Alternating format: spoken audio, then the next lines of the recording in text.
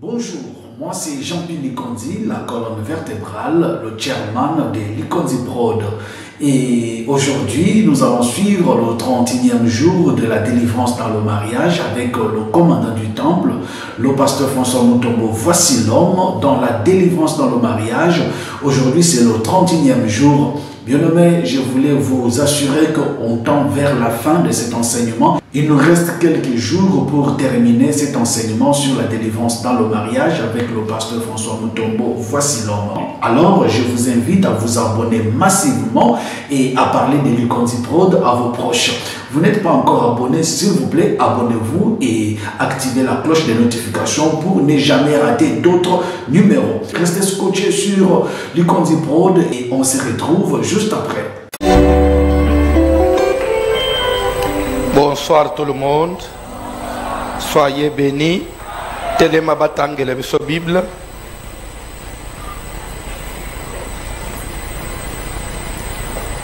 Ruth, chapitre 1er, à partir du premier verset. Les livres de la sœur Ruth la Moabite, à son premier chapitre, à partir du premier verset. Totelemi bisonyo so poto honoré di lobananzambe.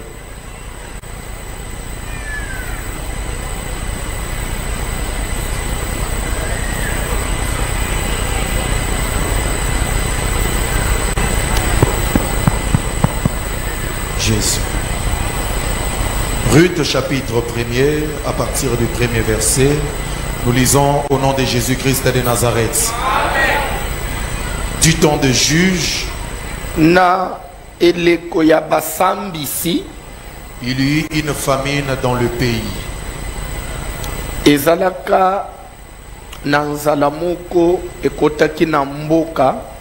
Un homme de Bethléem de Juda partit avec sa femme et ses deux fils. Papa moko ya mboka ya Bethlehem ya Juda alungwe na mboka, asali mobembo na mwasi na ye na bana na ye ya mibali mibale, Pour faire un séjour dans le pays de Moab. akimi na ye nzala po akende kopema na mboka na Moab. Le nom de cet homme était Elimelech. Kombo ya tata wana ezalaki Elimelek. Celui de sa femme Naomi. Kombo ya mwasi na ezalaki Naomi. Et ses deux fils s'appelaient Machlon et Kijlon. Kombo ya bana na ye mibale, moko ezalaki Machlon, mosusu ezalaki Kiljon. Ils étaient Éphrasiens. Bazalaki ya mboka ya Efrata, De Bethléem de Juda. ya Bethlehem ya Juda. Arrivés au pays de Moab, Ekomaki bango na mboka na Moab, ils y fixèrent leur demeure. nde bipai bakendaki kofanda. Elimelech, mari de Naomi, Elimelech, mari de Naomi, mourut et elle resta avec ses deux fils. Elimelek mubali ya Naomi akufaki, pe Naomi atikali na bana na ye mibale ya mibali. Ils prirent des femmes moabites dont l'une se nommait Orpa et l'autre Ruth. Bana na ye mibale ya mibali baye kobala basi ba Moabite. Moko kombo na ezalaki Orpa, mosusu ezalaki Ruth. Et ils habitèrent là environ 10 ans. Batikali wana na mboka bafandi à peu près mbula zomi. Machlon et Kiljon moururent aussi tous les deux. Bana mibale ya mibali oyo, Machlon et Kiljon, bango pe bakufi. Et Naomi resta privée de ses deux fils et de son mari. Naomi a se retrouvé bana bakufi, mubali akufi, atikali ye moko. Puis elle s'éleva et elle et ses belles-filles Nde atelemi ye elongo na bana na ye na babokilo na ye ya basi mibale, afin de quitter le pays de Moab. po ete alungwa na mboka na Moab tofandi na se tosukeli wana.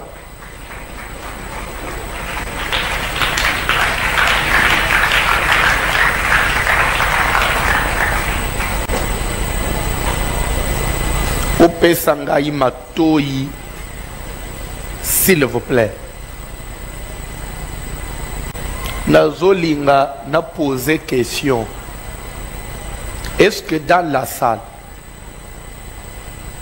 selon enseignement Tolandi sur le mariage, est-ce qu'il y a quelqu'un qui a une question à poser par rapport à l'enseignement? Je ne dis pas que tu vas poser maintenant. Si tu es là, tu peux seulement te manifester, soulever seulement la main. Ce que nous avons par rapport à l'enseignement.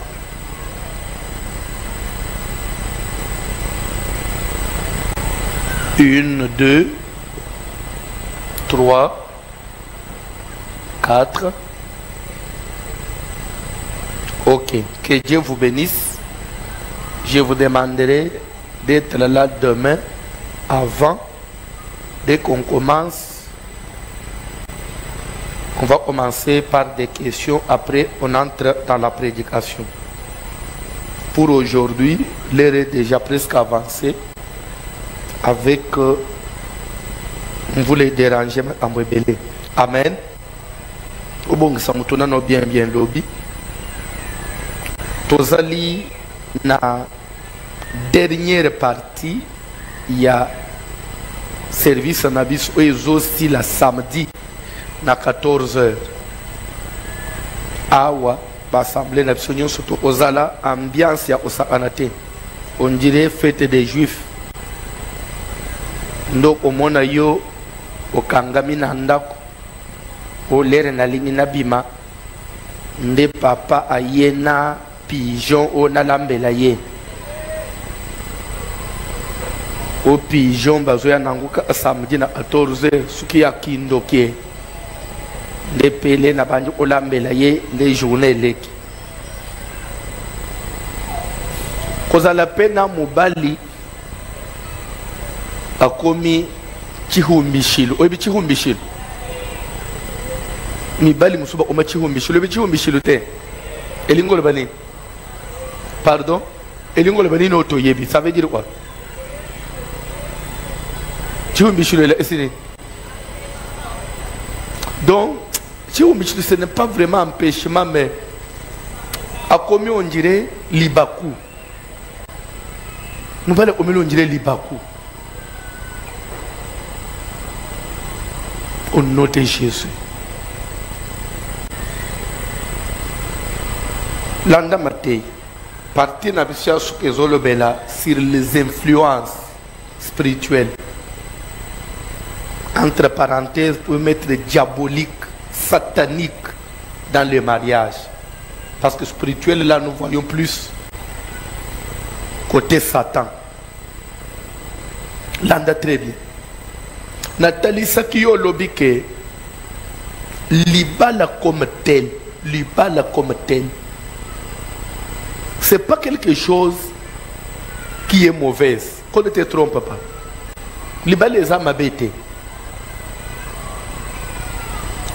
Nous avons pas ça la libala pour piéger Moutono, pour compliquer Moutono. D'ailleurs, ce qu'on t'a dit Bible, très bien, je l'ai dit hier, t'as bien la Genèse, Kobanda, premier jour de la création. À la fin, on dit, après il y eut un soir, il y eut un matin, et Dieu vit que cela était bon.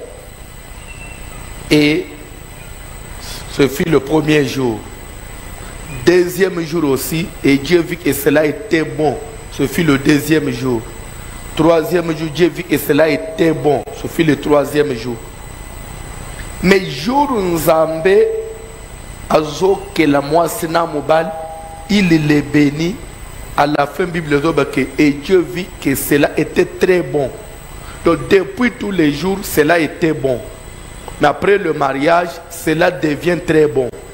Et ça, c'est la Bible. Est-ce que vous comprenez? Mais libale est comme un problème quand.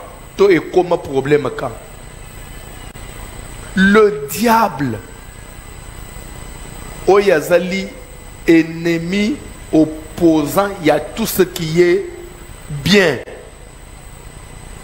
Il a combattu le mariage depuis le jardin d'Éden. Libale est connecté et bitumba depuis l'origine, depuis Bandé. Quand nous sommes organisés, Libale nous sommes bundisama, ce qu'on a salini pour babundisanga. Adana Eva va s'arrêter. Et l'eau Satan l'ingité, c'est le mariage.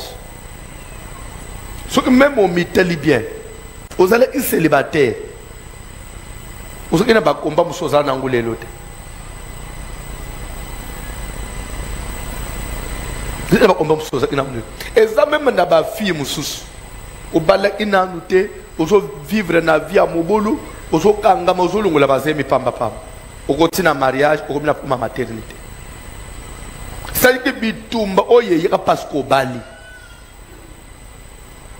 Bana basi mususu. Ozana komba pasko lobika kake na usala mobulu tenga ifona honorer. Ah, lokolo lobika ki fona bal nde bitumbe tele. Et c'est ça la vie. Les combats yoté, c'est le mariage qui est combat. C'est le mariage que le diable n'aime pas. C'est pourquoi vous voyez, il y a maintenant des choses semblables. Mibali na mibali ba komi ko bala na basi na basi ba komi ko bala mibali bazo changer sexe ba oma basi basi ba oma mibali. Vous vous demandez mais où va le monde? Tout ça est loko ezali visé, c'est le mariage. C'est le mariage. Comme ça ba embrouillé libala ngonzamba salawana et de la suna sensité.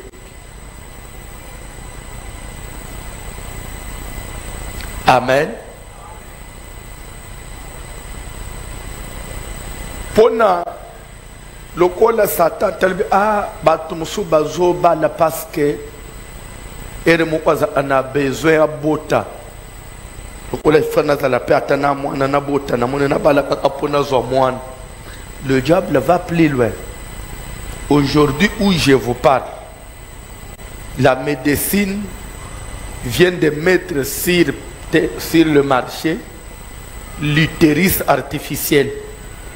L'utérus artificiel, ça veut dire on peut prendre la semence de l'homme au laboratoire, parce qu'il y a maintenant des hommes qui vendent leurs semences, les femmes aussi vont vendre leurs ovules.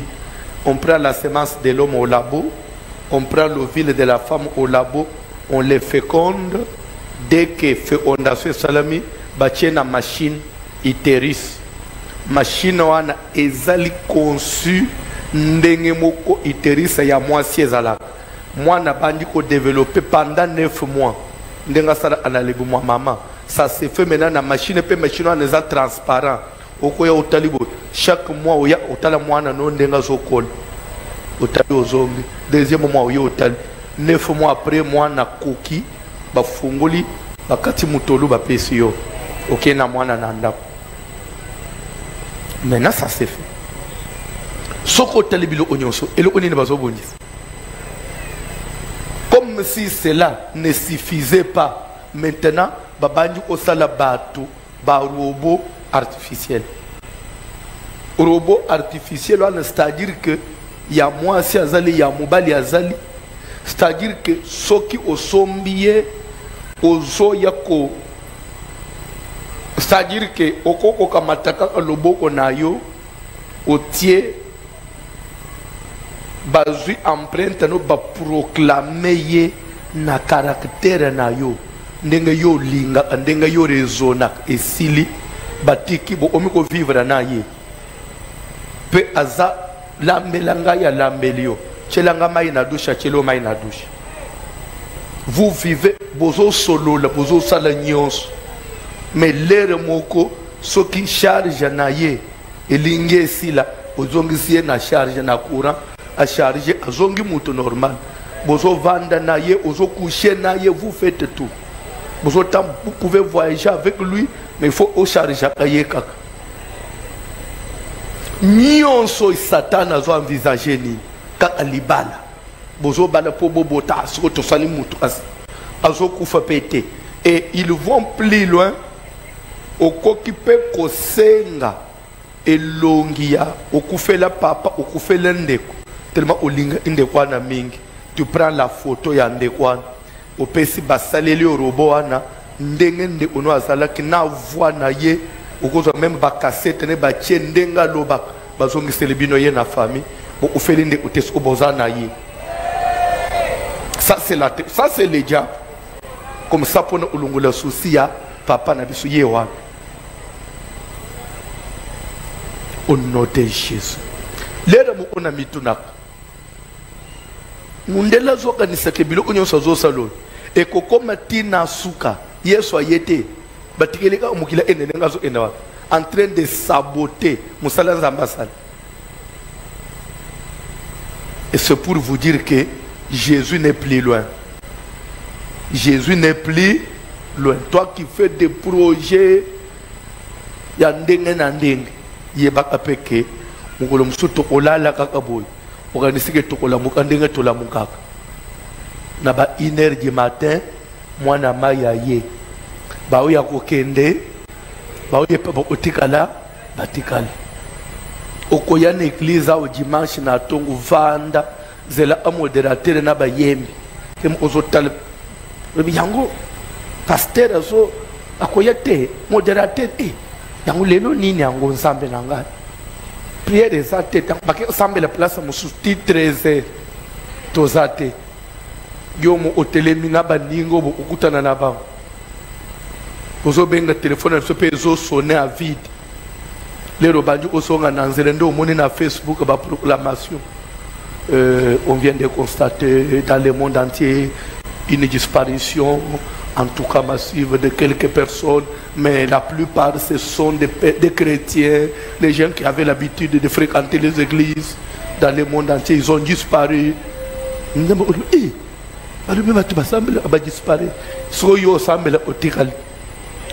On s'est rappelé, c'est qu'enlèvement et salemi ngana keité. Mbalamu obandu au vivre skoyo. Tribulation sikoyo pour que osomba na boutique batunyo tozo zombongo te ola esibiso ka 666 ozwi lip ola esi 666 o machina taxi bilo onyo sikoza so ya mbongo te ola esi 666 o macha avion ke poto comme ola iskamar kwano ke poto ola ismar kwano ke ozwi elamba ola ismar kwano ke ola le na hotel ya luxe milingi obimayo na munoko ndo olbanzambe na ngai bazonga na bandela ta jeune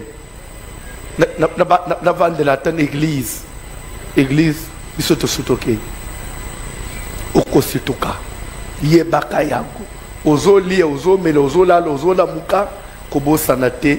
Jésus revient bientôt. Omondenga nazoloba place za baloba anabankabo kana pona obangisa biso babangisa bino banani so nani azobangisa bino na intérêt ni évangile yango yanga pona bangisa yo. Jésus revient. Zamba pambola mutumoko. Le diable combat le mariage. Jour au côté de Maobal milobelaka nake otumola Satan ndenga nake otumola Satan même soka bande otianga kate lelo otiangaka passage batangi ezolo babul na eleko ya basambisi. Ruth chapitre 1 premier verset. Du temps des juges na période ya basambisi. Bien aimé, mboka ekamba makana ba juge te. Amen. Justice ezali pe moko na branche na kati na nation soit na royaume pour otambusa mais yango mutu etambusa amboka te. C'est comme dans notre pays ici, nous avons le gouvernement qui est l'exécutif, oui ou non. Nous avons le parlement, ce qu'on appelle la législation, hein? Oui, ils allaient représentés par le parlement, bangonde ba votaka ba loi, et nous avons la justice. Mais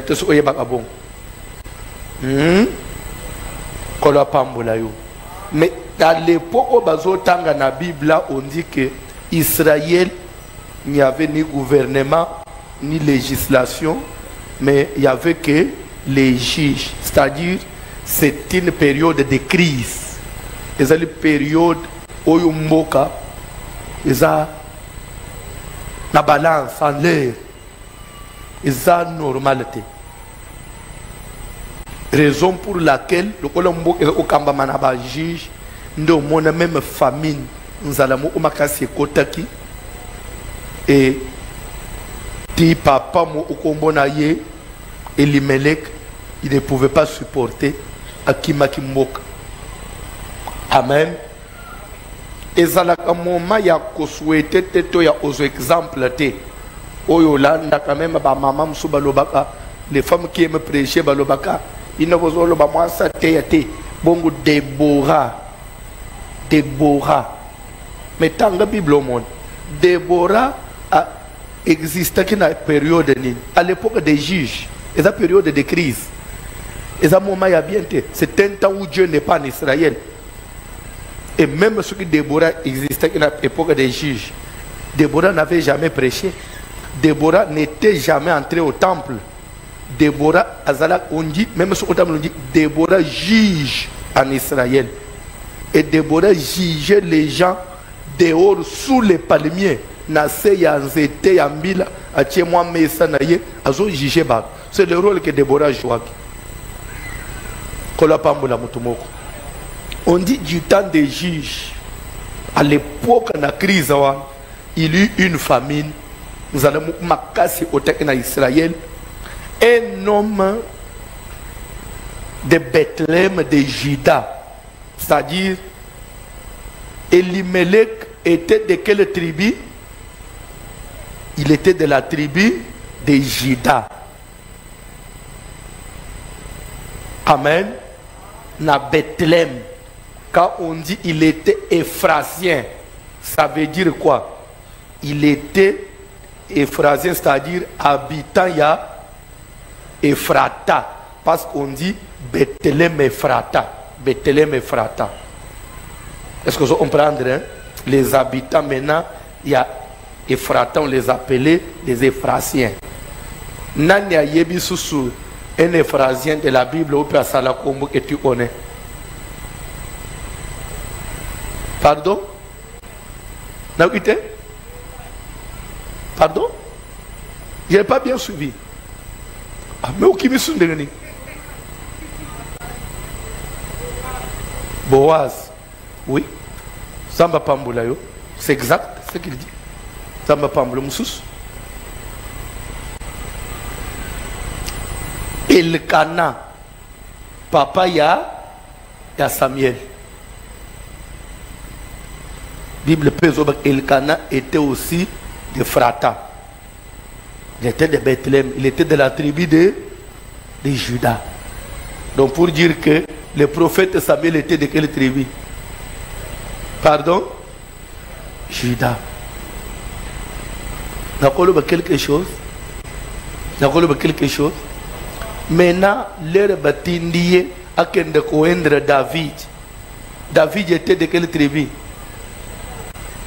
Donc c'est-à-dire qu'un coindre on a eu, il y a tribu naïe. Ce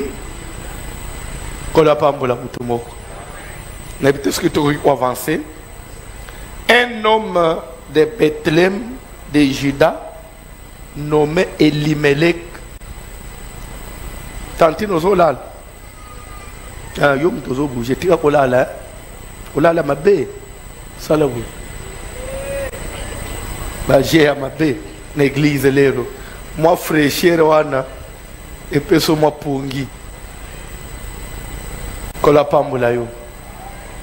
Papa wana na bana na mwasi basi porter nzalate basi porter passe oui parce que ça na batumsu ba passe te na bana ba to viote to kende na biso to luka mboka oyo vieza bien soki makambo ebongi to kozonga to boite okoko kimanzala mais ozo kimanzala po kende wapi yebes ko mboko ozo kende ayoki sangu ke o na Moab vieza bien atelemi akende ofanda na Moab landa bien Bible ba lera komi kuna fandi akima kinzala po akufa te aluka place kozala bien mais ke ofanda na Moab akufi côté utubilo akuli ezali mais akufi papa na akufi moi si na ye olia sosola mobile akufeli nini est-ce que cause un problème mon côté o nzamba za d'accord na bisoté la femme n'a pas discerné comme d'après mobile sa kufi surtout ozonga na Bethlehem biso mbo to tikala na biso kaka to vanda a permettre bana na yeba bala basi bakobala basi ya mboka nini ba Moabite ba fi ya mbo awana na mutu na ye batikala kaka wana basi ba mesani basi ba komina ba camarade to vanda na biso kakawa vie pesa à partout. Je vais vous dire une chose. Même mukolo kolem église parce que yo lemi église serviteur mo abet singali baku osambela nanga suswa wote na lungwe menanda kuna bino place ofanjwa nanda kotombola musape bisanga depuis yo botam papo ya bota yo mamo ya bota yo nanda abet so libakute na zotu no répondre abet so na libakute nde unayo na abet so libakute oso lungwe pa na bino ke kuluka place mususu o changer famille kaka église nde osela alibaku pengu église tikalo begende ngo fanjwa c'est une deuxième famille okomi n'était pas nabi libaku pas libaku on évolue on avance mais même atoko lunga yeba ozo kende wapi tu ne peux pas quitter Bethlehem pour ne kende na Moab okomi na église il y a fausse doctrine même makambu na nzamba sérieux ezate ofanji pe wana lubi na osambela okokufa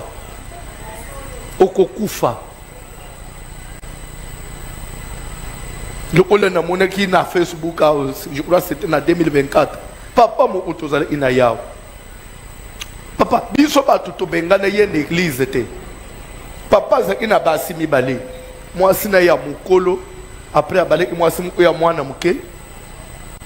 Bon, je ne vais pas entrer en détail, c'est une vie privée. Na osambela moi sina ya mwana mukwana basona bana mibale moi ça yono alingina yeli susute. Il avait ses raisons, les raisons qui étaient fondées. Je ne peux pas entrer en détail. To conseiller moi si to moi ça boyina yi. Kaina lingi sute. Azongela mama bana na yi. Papa leli afuka mi asalinyos moi ça boy. Alukina mwamboka libina zongi sidote no symbole angwana uzwana bana nayo skoyo papa silika lobi na okaso osambela wate na mona amwasio ay millier ngai na changer église papa ozo changer église biso ba tuto panzili ba mais église angu kende akokende na église nini akena moi na 2024 tout le monde a une photo ce papa là est mort les quand na table mais il mêlé à qui ou fait la namoa ensemble il mêlé à qui ou fait la namoa keba vie eza satan yé mo kozali capable ya ko bet solibaku pour longolo na présence na nzamba récupérer. Et je vais vous dire quelque chose. Simba bomba. Libaku. Jésus-Christ. Yes. nazo ba pasteur ta apôtre te Yesu azoe bisa ba yekole na ye mundenga bofanjwa. Un jour moi Jésus je serai pour vous un sujet de scandale na kubeti se bino libako na okomele bino libako bazo comprendre te ya ko ba libako na ndenge nini ya liboso libako ya liboso Yesu akomela ba yekole. Jésus avait à peu près 70 disciples. 70 comme disent les Belges. Mais peut-être bien. Avant, il y a 12. Il y a 70. Il y a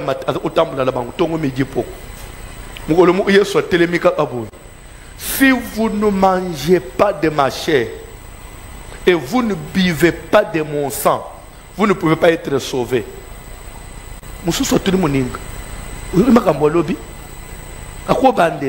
Maître olobi nini alobi ndenga bofani bo suki bokolia nzoto na ngate pe bomeli makila na ngate bokozala sauver te nzoka na loi ya Moïse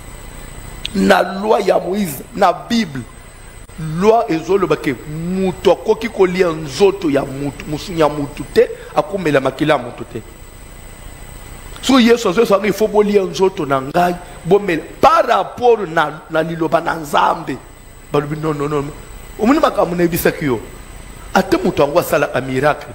Ngana loba mutu aza suspect. Yozoba aza mutu na Nzambe. Omuni sikondenga fungwami aza a magicien. Azo sino tolia nzoto na ye. Ngai mwana na Nzambe na botami na loi ya Moïse. Na lia musunya mutu. C'est un sorcier. C'est un magicien. To ovande le susuni. Magie na ye bimi polele. 58 batelemi bazwi ba Bible na bango ok yeso tuli bango boke toke magicien lungo una tu voulais nous initier comme tole makila Bible autorisé mutali makila mutu amela makila mutu omoni kindo kinayo Jésus atikali na 12 atunisko 12 bongo bino bo okendete bino botikali webi réponse ye Pierre atomboli musapi alobi chez qui irons-nous to okende wapi to sosoli ata obeti si biso libako mais epa na yo nde maloba ya bomo yeza. Omoni utilité ya Pierre nda sauva les 12 ans. So ya okamweza nini bandeko batu malamu bapengwi bakei mais Jida ya pengwi te malgré libako wana ya tingamika katikali batu ya bien ba pengui mais des mois pengui te ya lobi azo répondre pe chez qui irons-nous to okende pa wapi ozana maloba ya bomoy nzoka nde ya tikali po solité atikali po azana mission na ye il faut kende tina suka ye nanu ateki Yesu te moya kende ezana baninga musu bazo kangamana yo anisika lingi ngai tina ba épreuve nzo ande missionné na nweko ite ya po ateka yo lo ola na nozo preneur te akangamina yo juro ozo preneur abetio a gagner l'art mwana mai akei ko anisete batu nyoso bakangama obalinga opona bola te na nozo preneur te aya po ateka yo vendeur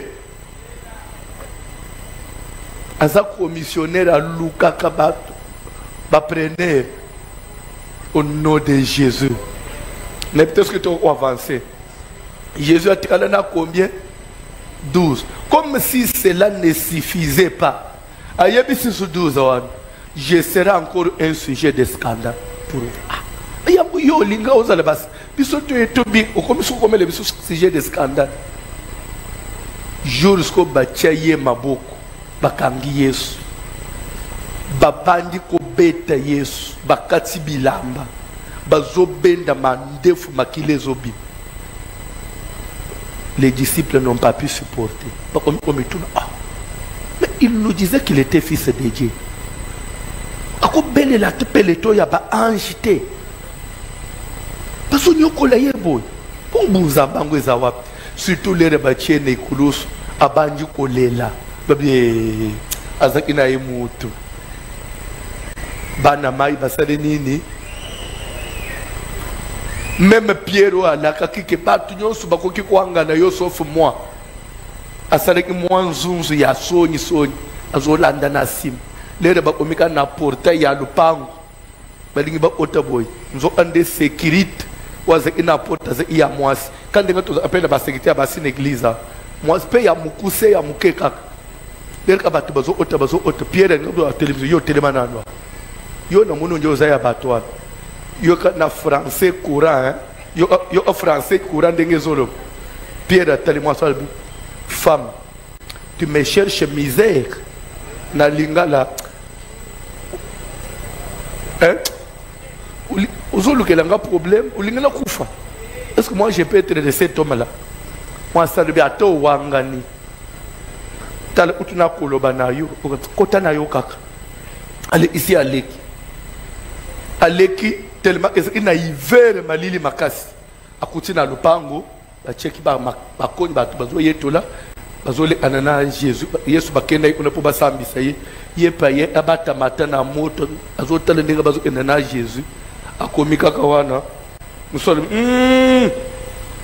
tala oy azaya mutwana yoka pie zambe na ngai makila mabenini lelo ko lisumani no ezolanda ngai na mutwana boniko nazali ya mutwana sikona yawo babi tala kutu koloba na yo zoloba kaneti na ba geste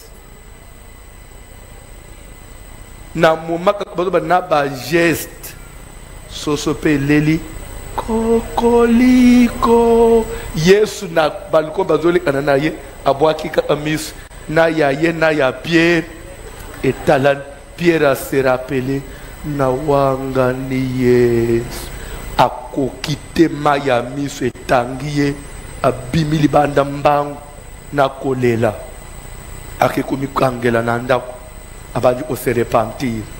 Seigneur na reconnaître que nazaka muto amukili ya mai na makila na kokite na ngai moko sunga ngai ndabandi kolela lera zolo bawana baye kolinyos bakimi bamikangele na banda suka batunu yo sabla kana sambela wapi yo tomona yo na isu ngayo mona ngana mutwa baya kozo courage quand seulement lorsque la femme Marie a outi dimanche matin na Lilita aya yebisi bango que le Seigneur est ressuscité na kutani na ye ayebisi ngai na yebisa bino bo se rappeler les azalaki na bino ayebisa bino ke bakokanga ngai bako maltraiter ngai bako boma ngai mais troisième jour na kosekwa Pierre calculé c'est le troisième jour le Seigneur est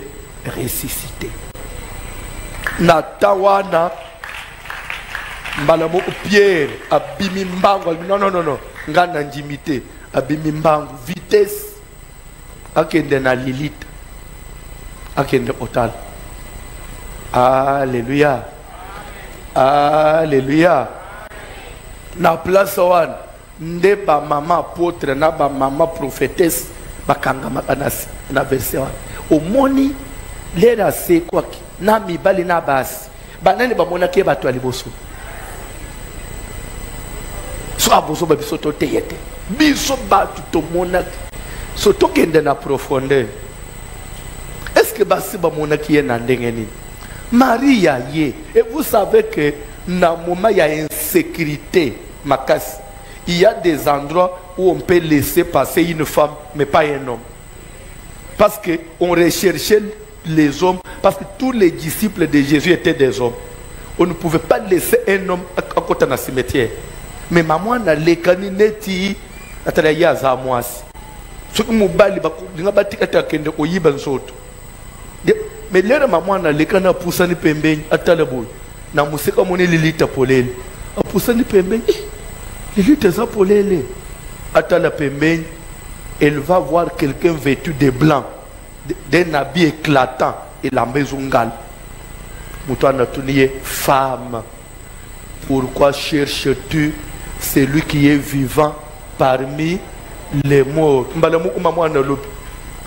nangai, jardinier. Pardon papa. Ce qui yonde ozuye na isanga obombiye wap.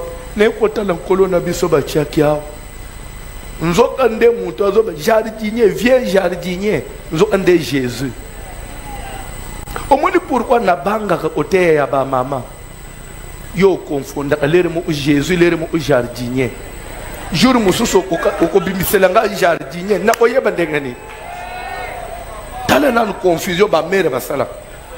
Abengi Jésus jardinier ce qui yonde ozuye. Yesu yebisiye va vite dire à ses disciples qu'il est ressuscité. Et pour nous sûr que c'est vrai, il est ressuscité, Pierre Bimimbangu, il est venu.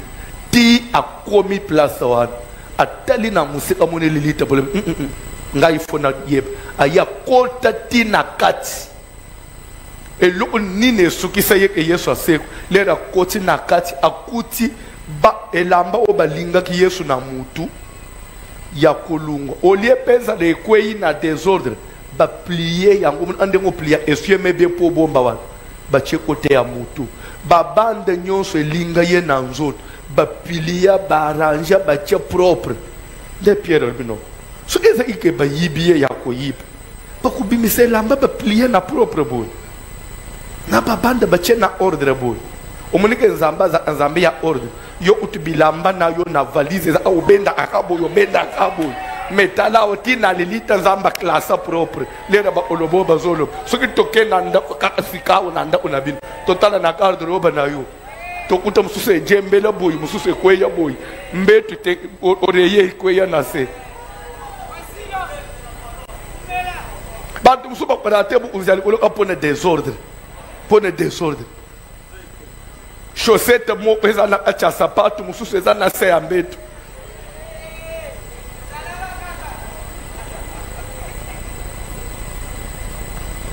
na katato na oba. Dieu aime l'ordre, Dieu aime na minute oski to tumba sengle o la tête le bien ça bébé place au quoi ici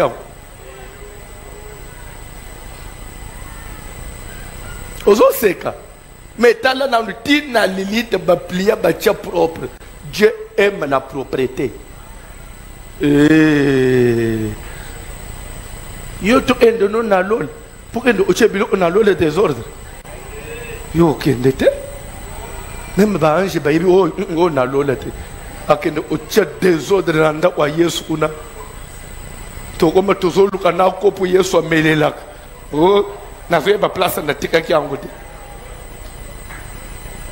kola pambula mutumo auto avancer ndele Pierre a talibilo analyse certainement le Seigneur est ndazo ngimbango aibisi bande je viens j'étais jusque dans les tombeaux mais ba mère bakota inakatite basukeleka na libanda babengi Yesu jardinier ba mama bakota na katite keba okoma na sukate okonfonda yena ok obengela nkolo na ngai jardinier yo so mona Yesu jour azo arroser ba fleur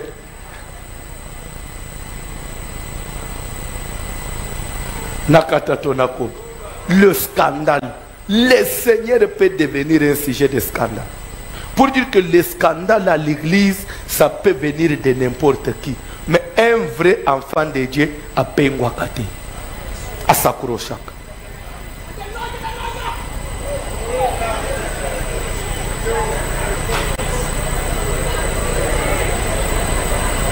Amen. Nakamwa kabino te bino pe fo olobele et le onini amabe oyo e place omoni bilo onyo soto yoka na Bible il faut s'accomplir ça en église. Est-ce que vous avez battu que mukolo mo Yesu azote andinga na zote a mwasi moko anganga heureuse les mamelles qui t'ont allaité Yesu le heureux plutôt ceux qui écoutent ma parole et qui la met. Moi soit na exclama qui pendant la prédication, c'est pas un péché.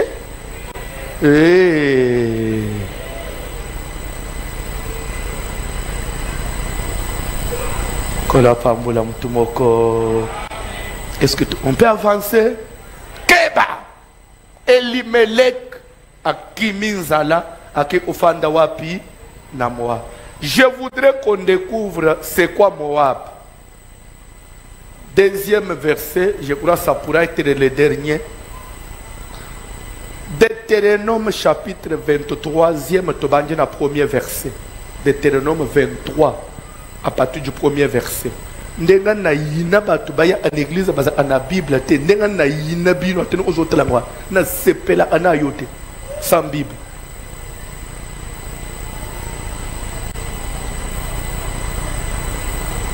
Ndenga pe na yina batu batanga Bible na téléphone.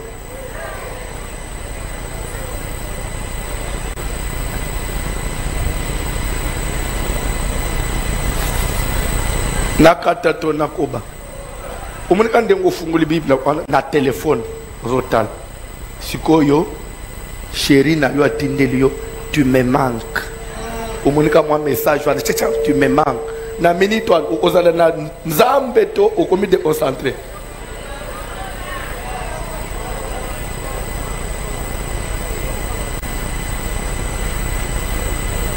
Lobiso oyesu na kamwa téléphone wana na obelelo na miso abato.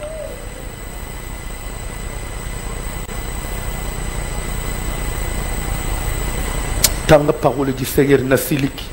So na zote na kandata binomo. Bo betise ngapeli baku. Bo omeli nga sujet de scandale. Mengana opengote. Na kozala kaka. Na za lokola yote na pengwe na ngai kende na Moab. Ngana utikala kana Bethléem. Toke papa. Celui dont les testicules ont été écrasés. Mwana mobali oy ba testicule na yezalaka écrasé. Ou l'urètre coupé. Ou bien urètre et katana, ça veut dire quoi? Ça veut dire quoi? Quand on parle de l'urètre, je ne vais pas aller trop en détail, et les testicules, c'est ce qui fait de l'homme un homme fécond. Bref, on veut dire ceci. Un homme stérile, dans la loi de Moïse, ne pouvait pas servir Dieu. À quoi maintenant hôtel était? Vous voyez bien? Na loi ya l'Ancien Testament, mobali aza stérile akosalela nzambe te. Mobali impuissant akosalela nzambe te. Mobali aza infirme na défaut na nzoto akufali sumoko. Soit aza na atambula kabwata, soit aza na défaut ya loboko, soit nani akosalela nzambe akomata na hotel te. Boyeba kango te. Boité, bonne, infirme, mouton, ça n'a défaut et ne peut pas monter à la chair. Et là-bas, on dit, il ne pouvait même pas entrer dans l'assemblée d'Israël. Un stérile. Yoka, parce que babandeli wana, na salama commentaire muke. Webike na tie bisayo, lere biso tozo kola na ba province na biso. Soki kaka mwana mobali akufi aza mukolo akufi abota te ava bakunda ye jour okunda ye oyebele obamana osala baza kozwa mbanzi ya mulayi basala ngusonge batubiye na mukongo ebimi na libumu après batie na seke bakundi tout dans le poleni bazo sala ndengwa. Pourquoi bazo tuba na mukongo? Bazo mukongo yeza inutile. Mukongo eya na mukile tika mwana te. Ezonga lisusu te. Tokondana okende libela na mukongo ezanga valeur. C'est que cause la stérile et le omate. Attends lelo yeso kufa ne kulu so dembisa makamu. Tu dois mettre au monde. Tu dois avoir un enfant. Tu dois mettre au monde. Il faut bota. Omoni makambo musuto koloba peut-être bolobi ke tozo kabola ndikeni musale na nzamba koloba bol. Mais c'est et je vous dis c'est la vérité. Mwana ya ndeko na yo aza ya ndeko na. Ya yo. Tika na fungula yo peut-être vous rêvez. Omoni mwana ndeko. Lera za muke. Maman, tonton, papa. Papa parce qu'il y a papa na yete. Mais l'air autant que c'est classe à 6 universités, à maman, tonton, bakolo belo ote. Mais azo musala na primature, azo musala na présidence. Au monisco ba papa le imususu, ba maman le imusu ba komiko ya. Boni boyiko, aza ape maman na yote. Nandenge nini? Maman na yo akufa kileroza ibebe. Ya boko la kiyo. Ya botate. Olanda kwata na ba film na ba théâtre te. Jour musoko pesi kana alunga kuna. Oza ape papa na ngai te. Kita jisa papa kulutu tolebo oza papa na ngai te. Esuwaka. Esu jour ana sko banyu kolena za ambe. So tape na mota. So okomi kolela na 60 ans. Moi yozongisa mukili na sima. Bota Zamba pesoban Zamba pesa yo ozongi mangate frère ozotala ngaboy yo sala akaka baba kwe na ba favori etalio olata atu frère mobimalata atu baboji moko wana enfilango na kamwa azotamble bazobenge ba jeune ba matana bal kon frère yo jeune o matana biso bal ko jeune jeune ya 48 ans à la jeune. Au monde qui chasse peut au vando qui chasse.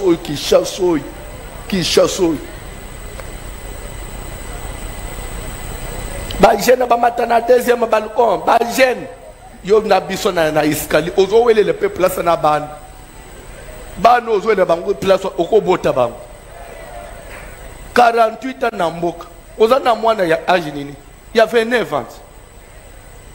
Il y avait 9 ans. Assemblée Pénabissois. Au télémia, aux autres 4 coins. Mais 2 fois, nous aux autres, ça les 0 faute. Aux autres, bima. Jeune. Aux autres, télémia, c'est pas banabasi. Madame, c'est pas tonton, mon boy. Aux autres, mon nom, tonton. Namboka vieux. So, abima, moi, na chasse, ce qui n'a nos balités aux agents. Et où est-ce que donc on la balade à sa gêne n'était tantino gêne yo gêne mama leki mobimba azo benga ma gêne na ishas mama na obanda obenga mama leki yo zen mama leki so que toli to mata na balko ba mama leki ba mata na ba papa leki ba mata bande entre nous. Jeune Lungwe na 24 ans, 25 ans, 26 ans, na 45 ans, na 40 ans, 38 ans, jeune. Mama Lek, alléluia. Landa mate Mama Lek.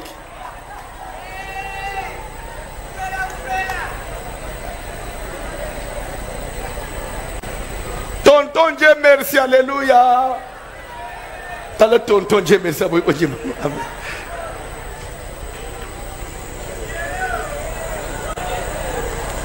Nali banja kataka kovo moye moi ya moi pembe sebima wana monana omoni kovo e bomba kama kamwe ya bino nyoso bikolo musa kovo style kovo olungula moi pembe mo omo sebima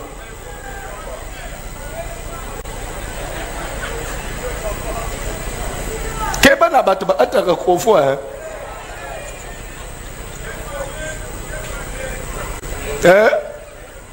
Président Fiston, keba uzokata kovo mikolo mingi. Oza jeune to tonton. Oza na katikati. Ok, na obando obengo tonton Fiston, président des enfants. Tanga Bible frère. Même yo tonton. Tanga Bible. Nambo anabiso papa leki déjà.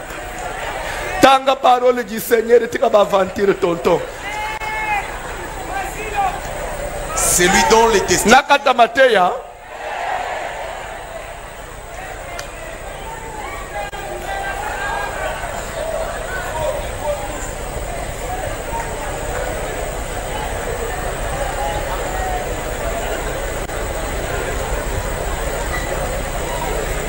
C'est lui dont les testicules ont été écrasés. Au moins même en église. ezana même na ba serviteur nazana ba serviteur mususu na banda na bango na ebandeli ngai pe nazaki nanu mwana muke bango pe bana mike ti lelo ye nanu abalite so lokola ngai nazoka m'église na bota na bima on dirait vieux ya bima jeune nzo ande tamusu to esenene kana inane tato munu afanjwa yoka bazo bobo mele bisomo to bomele bisomo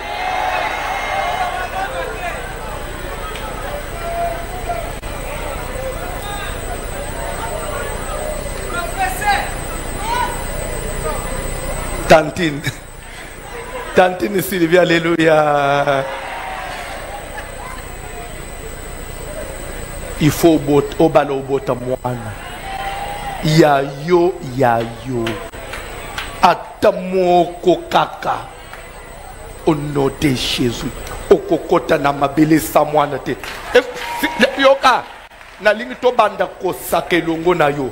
Est-ce que vous na kokufa samwana te na kokufa samwana te na kombo na Yesu au nom de l'alliance du Dieu de voici l'homme na kokufa samwana te na kokufa samwana te na kokufa samwana te na kombo na Jésus ozala stérile te okotikala ozala stérile te je le déclare au nom de Jésus oza stérile te okozala ape stérile te bakotubaka yo mbanzi na mukongo te parce que yoko bota bana, je le déclare au nom de Jésus. Je vais chuter na point one. Parce que place to osuke le tosuke li ata na koti na matière te tosuki. Tozape na nyongwa mutu te. Eza kuru te ke na za professeur sko na direction ba pesa nga programme bazoka likilengele ba RK. Na na silisi ba R na yete. Na pas une direction qui me suit. O nyoso na te jour one. Ndo nzamba lingina te landande zo sepele na unte po zo suwa yo tokei na Genèse chapitre 15 Bible voit que la parole de l'Éternel fut encore adressée à Abraham. Abraham ne craint rien car ta récompense sera très grande. Abraham répondit à l'Éternel, que me donneras-tu Seigneur, car je m'en vais sans enfants.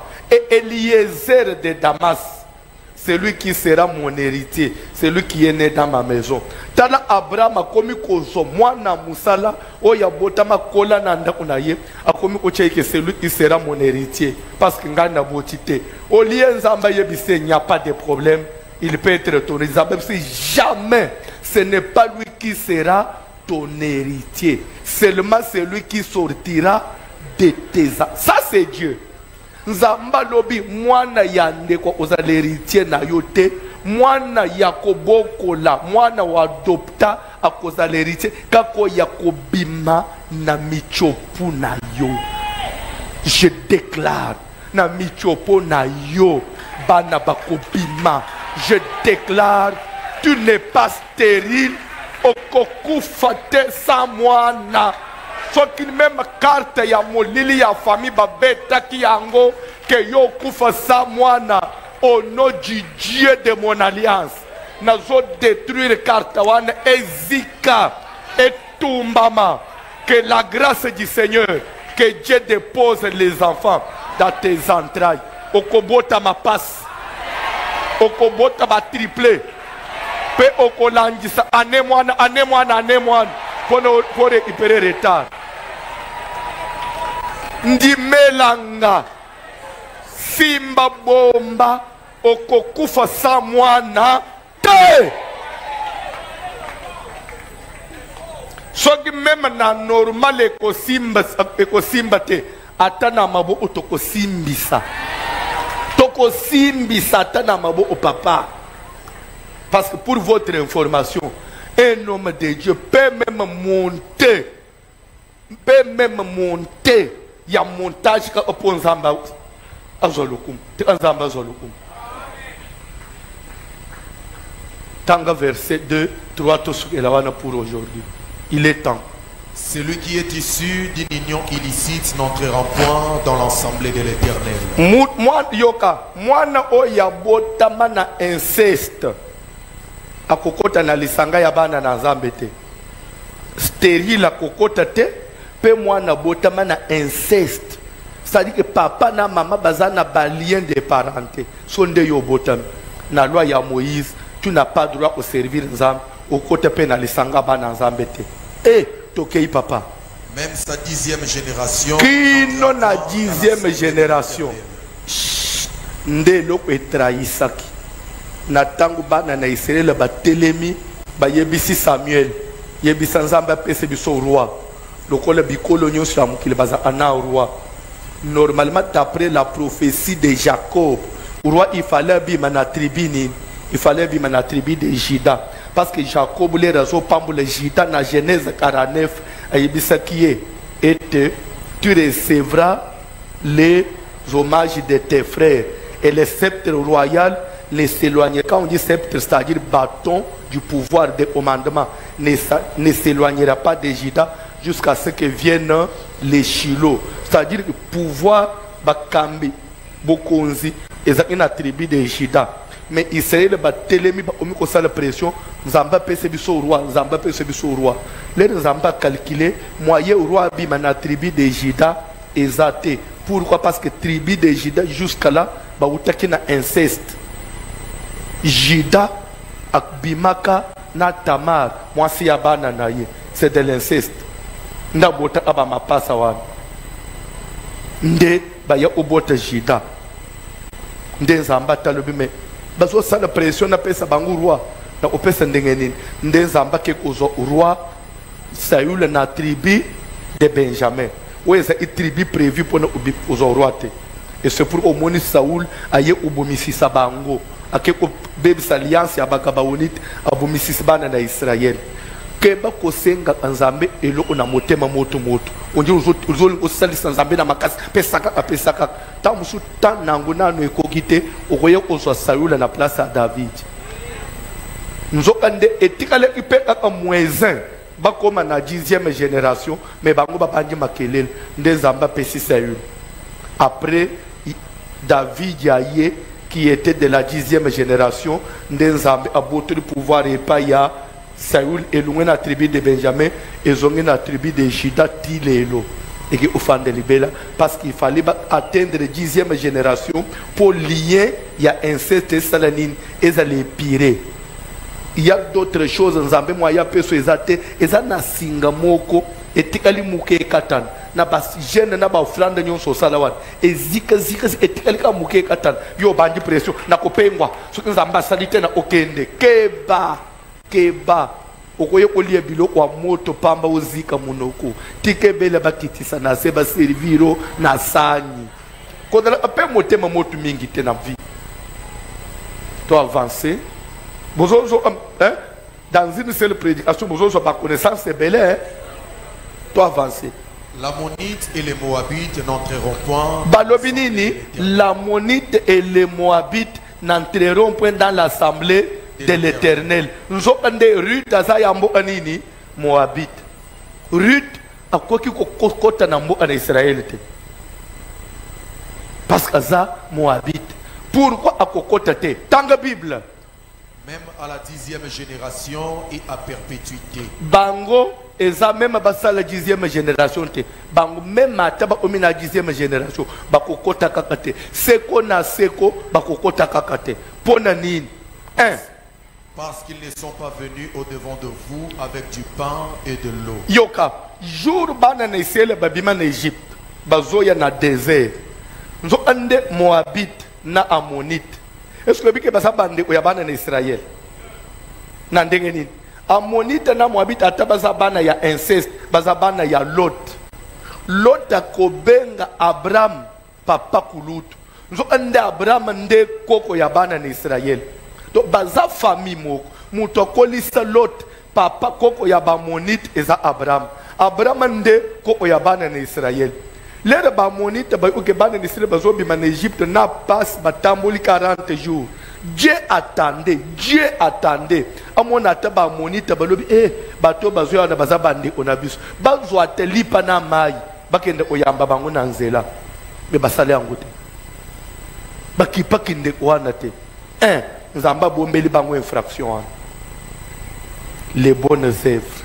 awo tolobi tokende osunga ba sinistre yo boyi na yo oloba isuka mercredi lelo mercredi nazomona mbongo na basi azozela mbongo na ba sinistre awo zo boy okende oyamba batu na lipa na mai tala ndenge zo bomisa ba monite tokei deuxième infraction.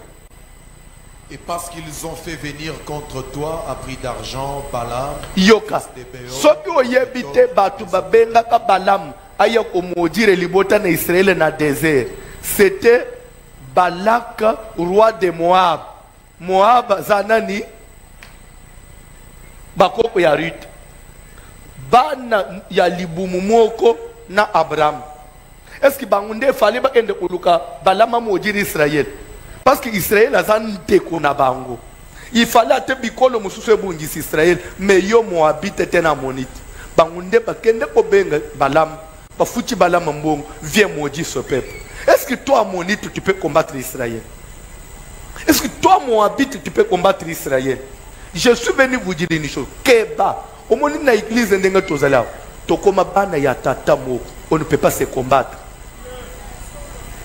Okoki kwa vouloir de moninga te jusqu'au point ya kosala ye mabe et ko balukela yo. Les chrétiens ne combattent pas les chrétiens. Nous avons un ennemi commun, c'est mais Moabite a tellement à maudire Israël. Nous avons des bilo onyo swana nzamba bombi na motem.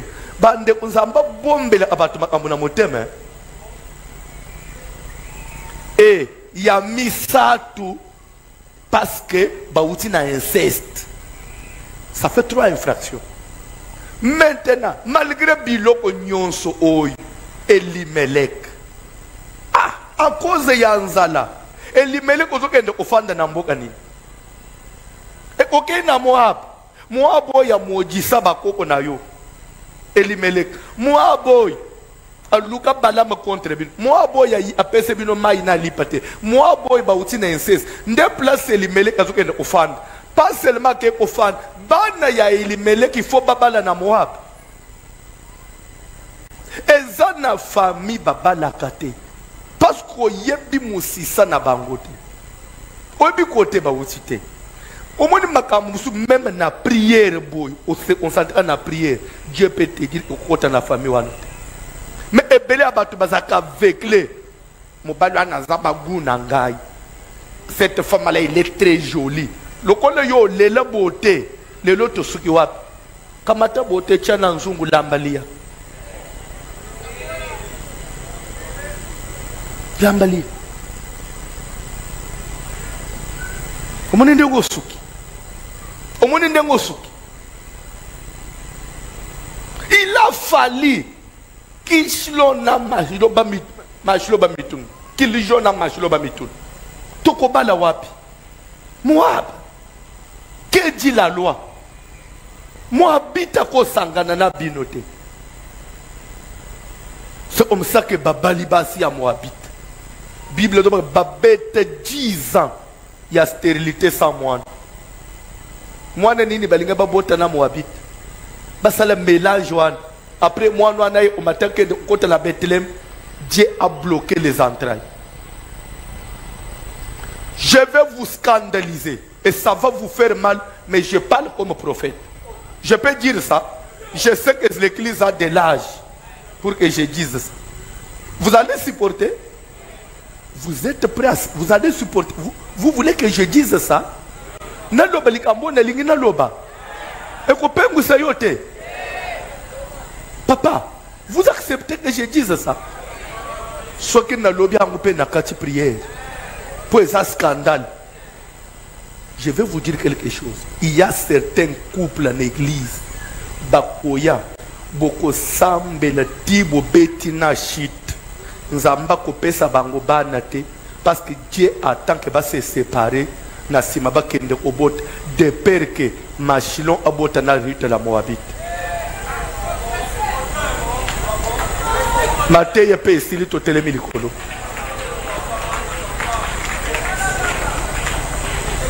10 ans bazoluka maternité. Olia ya maternité nzamba bomi moko. Pour dire que nzamba bomi libala.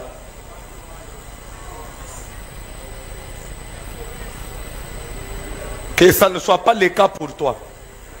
Et ça le cas pour nous, te sambe la zambe.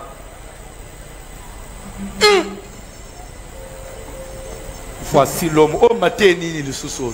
Matthieu, il y a Bible. Bayembi cantique.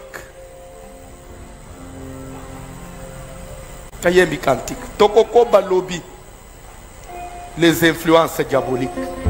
Satan est capable de faire que à même yo okende ukota na ba Moabite. Au nom de Jésus. Telema likolo to yembela nzambe to prier.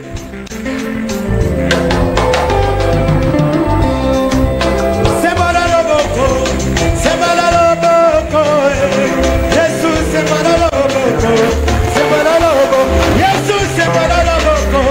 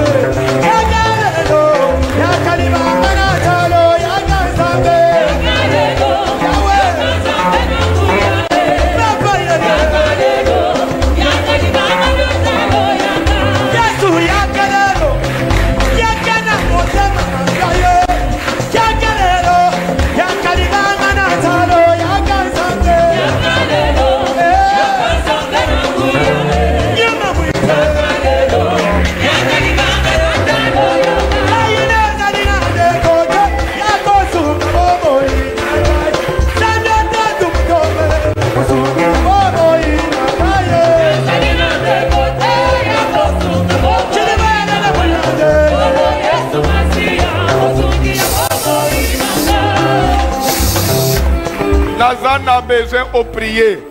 Nalingi na tuna mutuna. Na koloba. Est-ce que vous savez que Sarah, moi c'est Abraham, bakoma na Égypte, Pharaon a bimisa mbongo wa dot. Tamusubo ebite. Apesa Abraham abala Sarah. Est-ce que vous savez que Sarah babala ye na Pharaon? Bapesa Abraham dot. So Sarah fanda na mariage na Abraham. Beaucoup d'années. Parce que la Bible dit que bazouaki ba richesse belé na ba serviteur belé na bibouele pour mouton on a entreprise ba serviteur ba omi belé. C'est dans 6 mois, dans 2 ans, basala ba ne belé. So yebisanga o yesko na Sarah na Pharaon. Voici l'homme sambelé le couple yo bazo botate. Na sambel nzamba sala Abraham bota na Pharaon. Dieu a nzamba zeli Sarah bota na Pharaon. Qu'est-ce que Dieu attendait au ciel? Qu'est-ce que Dieu attendait au ciel? Un jour à Salanine. Parce que Dieu était d'abord contre l'union. Et s'il n'avait pas bloqué la matrice, il y a Sarah, Mbeli Sarah, tika mwana d'Égypte. Il y a comment Ezana basimsu yoko boti sayete. Ezana mubali musoko boti sakayote. C'est Dieu qui bloque la matrice. So voici l'homme au ko sala prière au bête balubu. Voici l'homme à sunangu yete. Bao bayele lo chelo bo obasal. Le mariage. Kijlo abota na orpa. Mashlo abota na rit. Na moab. Babi misabanan.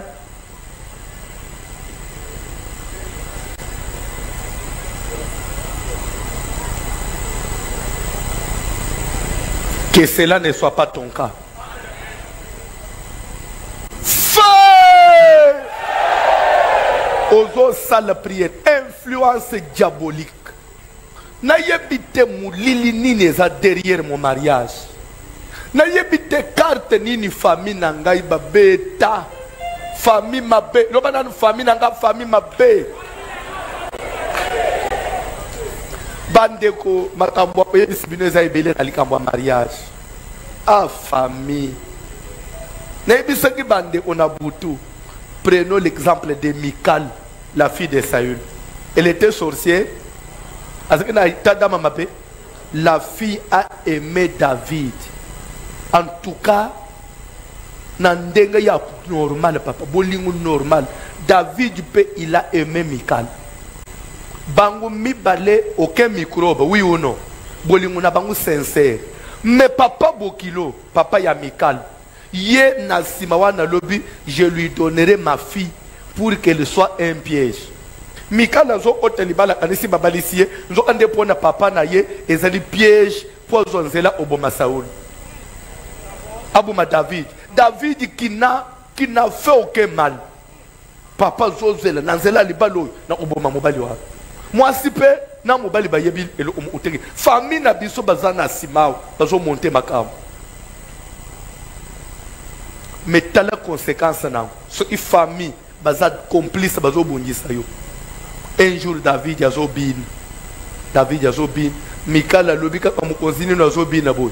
Nzamba bimina lola a frappé Michal de stérilité toute sa vie. Parce qu'elle était une femme piège. Akobotana David ndengini. Nzamba bloque a maudit de maternité. Et ce que Michal a eu problème, vie mobimba simba mwanate. Origine habitumbe utawa son propre papa.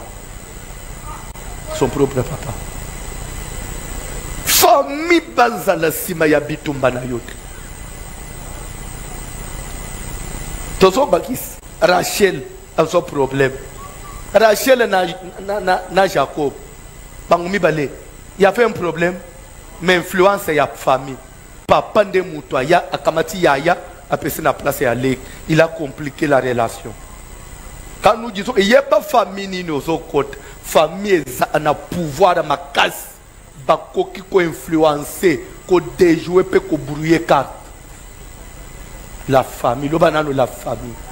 O bali na famille ni frère oyo s'engager na famille. Famille. La femme est à mwana na nzambe. Frère ensemble bazana mais pas outi na mabota moto ekita. Kobima lelo place na singa na lokolote singe katana. Mulili ya ba moabite kweya. Ata na uta na famille ya inceste uzali nzambe ya délivrance moto epela. Au nom puissant de Jésus-Christ de Nazareth, dans la puissance de notre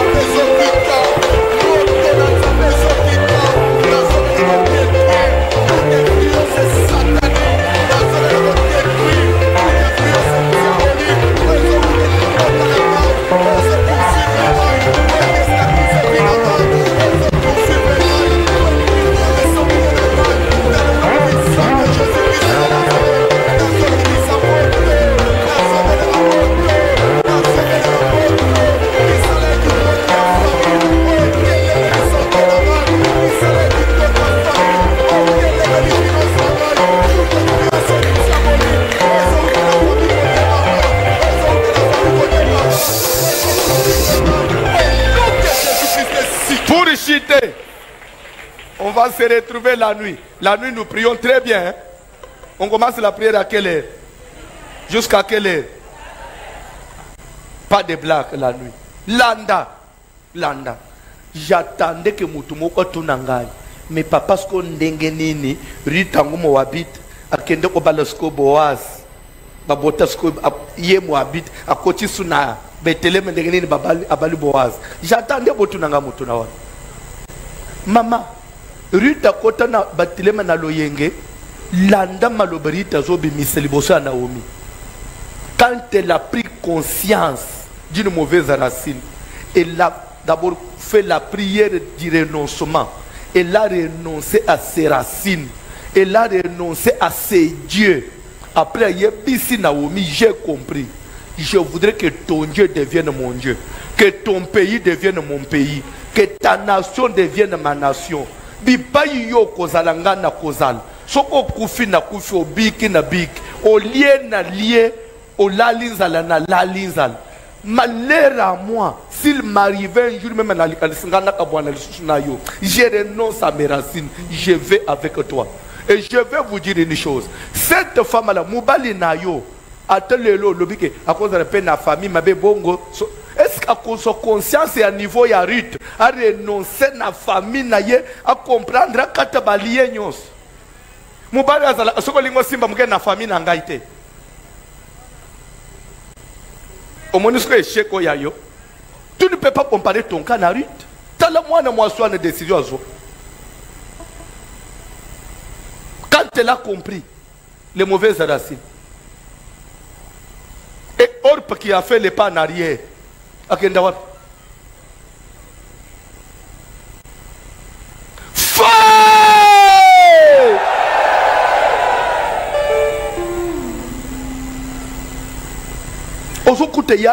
Ça ne tourne autour de la famille.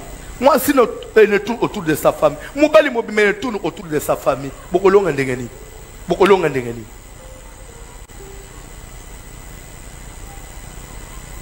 Au semaine à souk, tu connais la conclusion. Mateye s'il fanda na se simbo franda na pambula bino, to utana na butu. Bosiliki.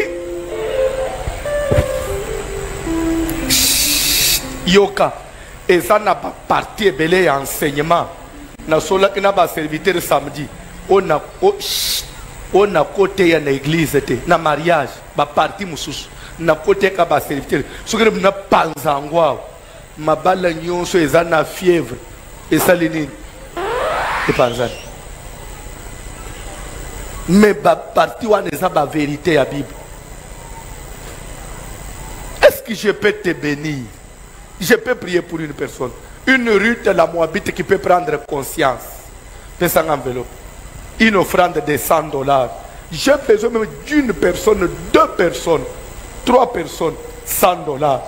C'était la délivrance dans le mariage, module 5 avec le pasteur François Moutombo. Voici l'homme. Et aujourd'hui, c'était le 31e jour. Je vous invite à vous abonner massivement et Je vous dis que nous tendons vers la fin. Bientôt là, nous allons finir cet enseignement. Il nous reste quelques 5 ou 6 numéros et nous clôturons cet enseignement. Abonnez-vous, partagez et parlez de Likonzi Prod à vos proches. Quant à moi, on se retrouve dans le prochain numéro. Ciao!